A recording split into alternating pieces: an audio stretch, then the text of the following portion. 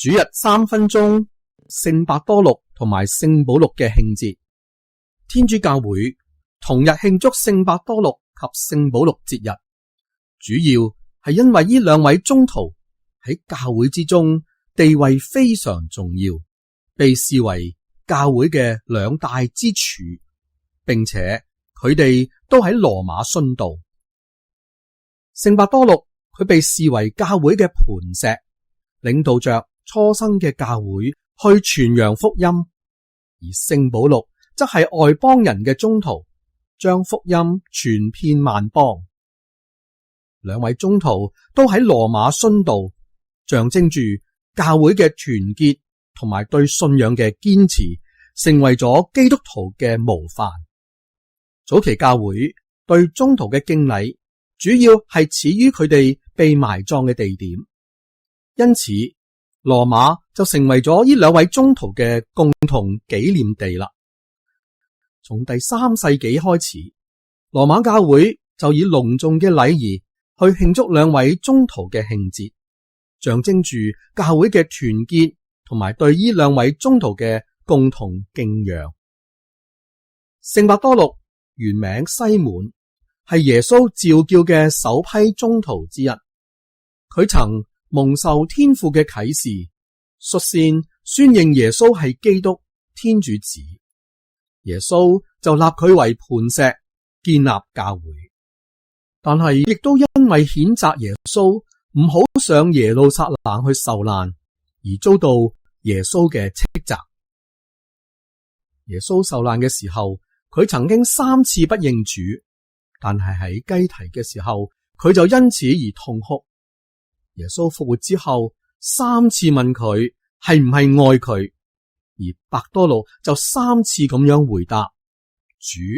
你知道我愛你。耶穌遂任命佢去牧養自己嘅羊群。伯多祿履行宗徒之長嘅使命，領導初生嘅教會傳揚福音。佢曾經出任安提約基亞嘅牧者，最後就喺羅馬任教會嘅首牧。喺公元66至到67年，當尼祿王迫害教會嘅時候，聖伯多祿就喺羅馬被倒釘十字架殉道，安葬喺羅馬梵蒂岡山，即係今日聖伯多祿大殿之下。聖保祿原名掃祿，係狂熱嘅法利賽人，曾經迫害過基督徒。佢亦都贊成用石頭去砸死斯德望。當佢前往大馬士革追捕基督徒嘅時候，就被天上嘅光環射倒在地，蒙基督嘅顯現同埋感化，成為熱誠嘅基督徒，而且更加到處講道。佢與巴爾納伯一齊喺安提約基亞接受副手，受聖神所選派往外邦人傳揚福音。佢喺3次嘅傳教旅程歷盡艱辛，正如主所說嘅，佢將主嘅名字帶到外邦人、國王同埋以色列子民之前，並為主嘅名而受到好多嘅痛苦。最後，約喺公元67年，喺尼祿王嘅教難嘅時候，喺羅馬城郊被斬首殉道。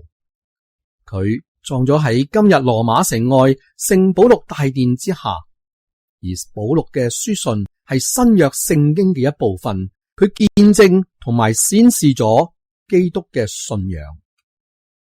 在紀念聖伯多祿同埋聖保祿嘅慶節，我哋除咗緬懷宗徒辛勤嘅耕耘、壯烈嘅犧牲嘅動人事蹟之外，我哋更加要效法佢哋，堅定咁去宣認信仰，並以本地化嘅方式去傳揚福音嘅真理。